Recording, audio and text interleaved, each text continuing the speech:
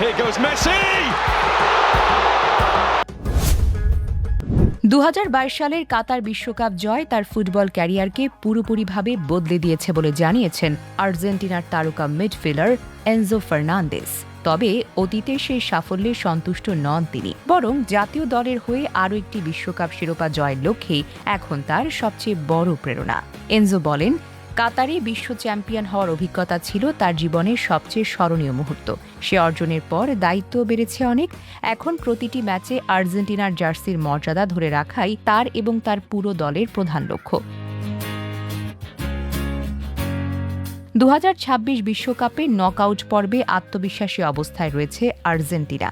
Round of 32-এ তাদের প্রতিপক্ষ আফ্রিকার চমক কাবো ভার্দে। গ্রুপ পর্বে দুর্দান্ত পারফরমেন্স করে শেষ 16-এ ওঠার স্বপ্ন নিয়ে মাঠে নেমেছে কাবো ভার্দে। তবে বর্তমানে বিশ্ব চ্যাম্পিয়নদের বিপক্ষে তাদের সামনে কঠিন পরীক্ষা অপেক্ষা করছে।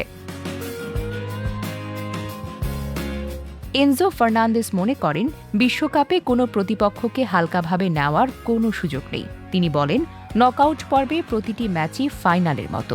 আমরা প্রতিপক্ষকে সর্বোচ্চ সম্মান দিচ্ছি এবং নিজেদের সেরাটা দেওয়ার জন্য প্রস্তুত আছি। লিওনেল মেসির নেতৃত্বে আর্জেন্টিনা এবারও শিরোপার অন্যতম দাবিদার হিসেবে বিবেচিত হচ্ছে।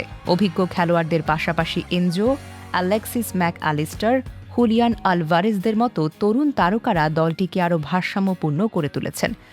আর্জেন্টিনার শিবিরে আত্মবিশ্বাসের কোনো ঘাটতি নেই। কাতারের সাফল্যকে ইতিহাসে সীমাবদ্ধ না রেখে আরও একটি বিশ্বকাপ ট্রফি নিজেদের করে নেওয়ার লক্ষ্য নিয়েই এগিয়ে যাচ্ছে আলবিসেলাস্তেরা।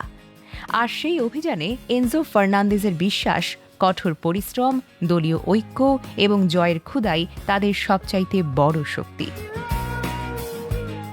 Desk report, recap news.